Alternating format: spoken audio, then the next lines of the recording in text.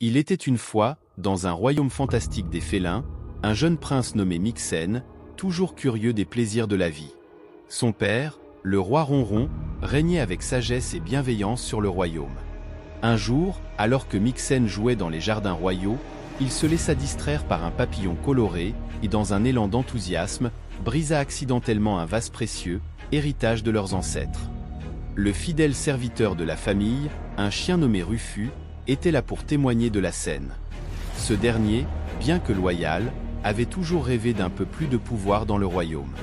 Profitant de la maladresse de Mixen, Rufus promit de garder le secret, mais en échange, il lui demanda de l'aider dans ses tâches quotidiennes. Apporter le courrier, nettoyer les écuries et même aider à préparer les repas. Le temps passa, et Mixen, fatigué par les demandes incessantes de Rufus, se rendit compte qu'il accomplissait bien plus de travaux que son serviteur à fourrure. Se sentant trompé et fatigué, il décida qu'il était temps de parler à son père. Avec courage, il alla voir le roi Ronron et lui confia toute l'histoire.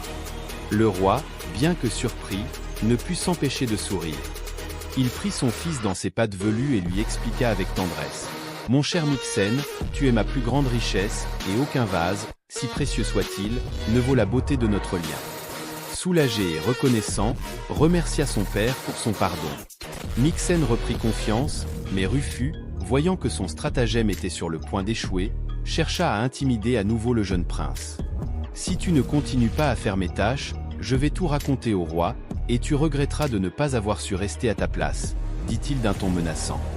Mais Mixen, fort de sa récente expérience, répondit avec assurance, « Fais donc. » Intrigué par cette réponse, Rufus se dirigea vers le roi et lui exposa la situation, tentant de semer le trouble.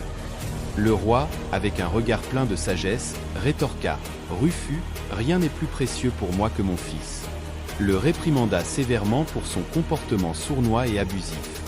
Rufus, humilié et honteux, fut renvoyé du château pour toujours. Et c'est ainsi que, sous le règne sage du roi Ronron, le royaume des félins prospéra, où chaque membre de la cour savait reconnaître la valeur de chacun. Le roi renforça les liens avec son fils, et leur relation devint plus forte que jamais.